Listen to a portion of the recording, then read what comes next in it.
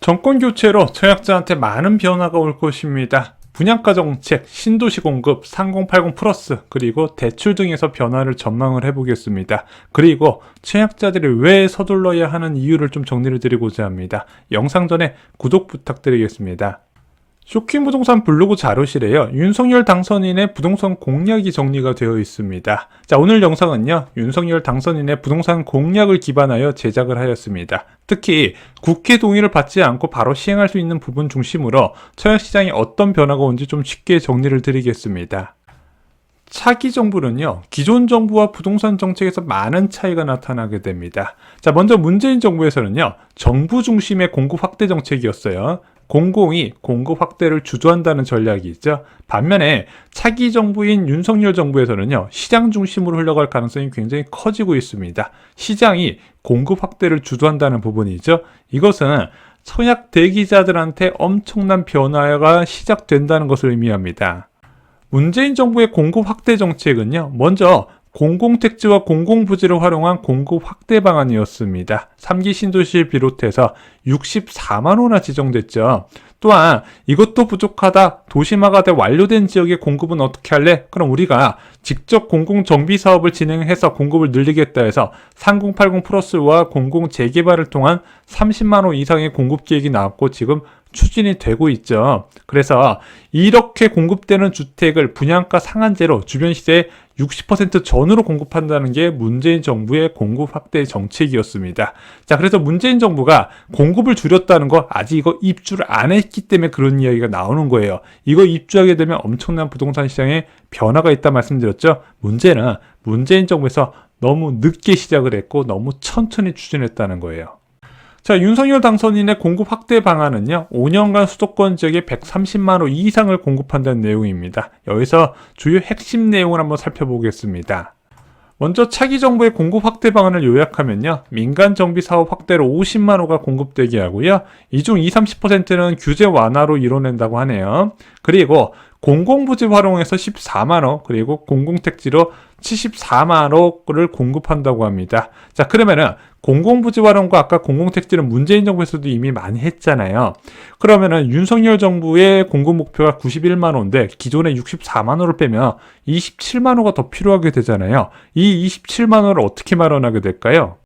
자, 윤석열 캠프에서는요, 이번에 GTX 3개 노선 추가 건설안을 발표하게 돼요. 그래서 D노선 확장 방안과 E노선과 F노선을 신설하겠다. 그리고 이렇게 신설되는 GTX 역사 근처로 2030 세대 위주의 콤팩트 시티를 조성을 한다는 겁니다. 그러면은 윤석열 당선인의 신규 택지는요, 조건이 붙는 거예요. 먼저 GTX 사업 자체가 추진이 되어야 되고요. 두 번째가 규모는 1만 호 전후로 예상이 되는 거예요. 콤팩트 시티잖아요. 신도시가 아니잖아요.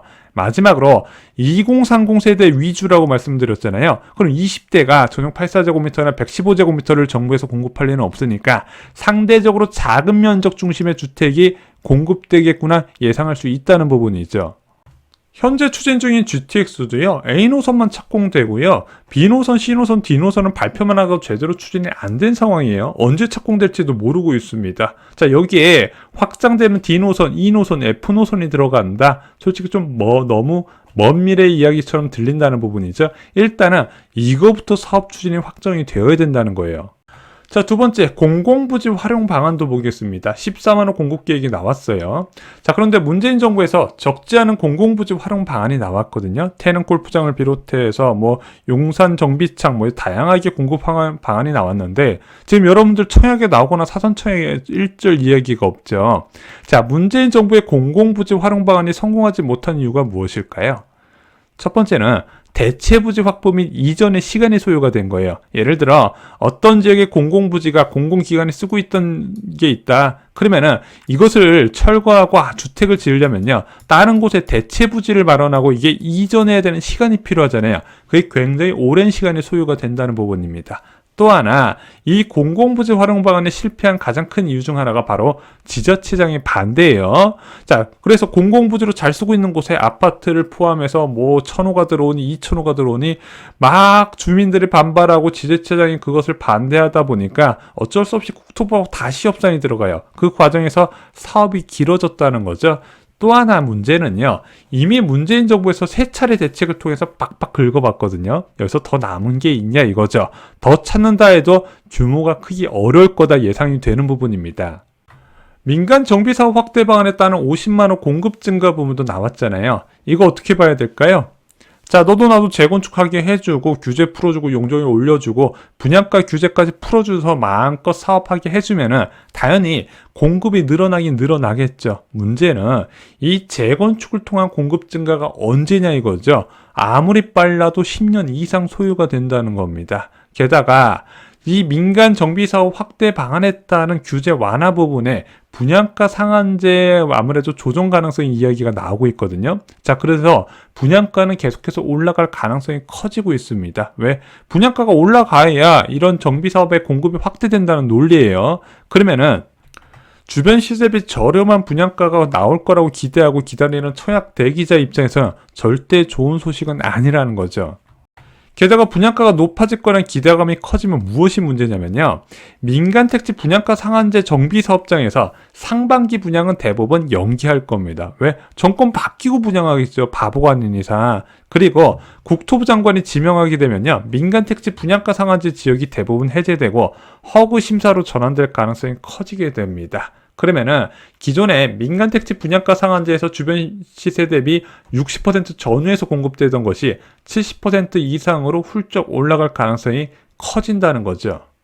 자, 분양 과정에서 대출 제도도 크게 바뀔 것 같습니다. 먼저 중도금 대출 규제가 저는 없어질 거로 봐요. 지금 투기과열지구는 LTV 40%가 적용돼서 6회차 중에서 4회차는 대출이 되고 2회차는 잔압해야 되잖아요. 제가 볼 때는 중도금 대출 잔압 없이 전부 다 대출 가능하게 제도가 개선이 될 것 같습니다. 또한 지금 9억 초과주택 중도금 대출 제한이 있잖아요. 그런데 윤석열 정부에서 이것을 전부 다 분양가를 올려버리면 대부분 9억 초과주택이 많아지거든요. 아, 우리가 대출해줄게 이렇게 규제를 풀 수 있다는 부분이죠. 마지막으로 15억 초과주택 잔급 대출 제한 부분도 규제가 풀릴 가능성이 있다고 보고 있습니다. 앞으로 재건축 재개발 분양이 어떻게 변할지 정리하면요. 일단은 분양은 하반기로 대거 미뤄질 겁니다. 제가 조합장이라도 상반기 때 절대 분양 안 해요. 하반기 때 국토부 장관 정해지고 국토부 장관이 분양가 제도 뜯어 고치고 나면 그때 분양을 할 겁니다. 당연히 분양가는 크게 올라갈 거예요. 더불어서 대출 규제도 크게 완화가 될 겁니다. 그래서 서울 지역 같은 경우는 9억 넘는 분양이 쏟아질 텐데 대출 규제가 풀어서 어느 정도 접근 가능한 계층도 늘어나는 측면이 있을 거로 보여집니다. 그러면은 앞으로 정권이 바뀌게 되면 누가 손해가 보죠? 자금은 많지 않은데 고액 통장, 고가점 통장을 갖고 계신 분들이 굉장히 큰 손해를 보겠죠. 상대적으로 자금은 많지만은 50점대 커트라인 계신 분들은 그래도 나는 이 금액이라도 분양을 받아야겠다 싶으신 분들은 좀 도움이 될 수도 있어요. 하지만 전체적인 수분양자 입장에서는 좋은 소식은 아니에요. 자, 그리고 공공택지에서는요, 예정대로 진행될까요? 일단 걱정되는 것이 두 가지가 있어요. 왜냐면은 윤석열 당선자의 공약집을 보면요, 이런 내용이 있습니다.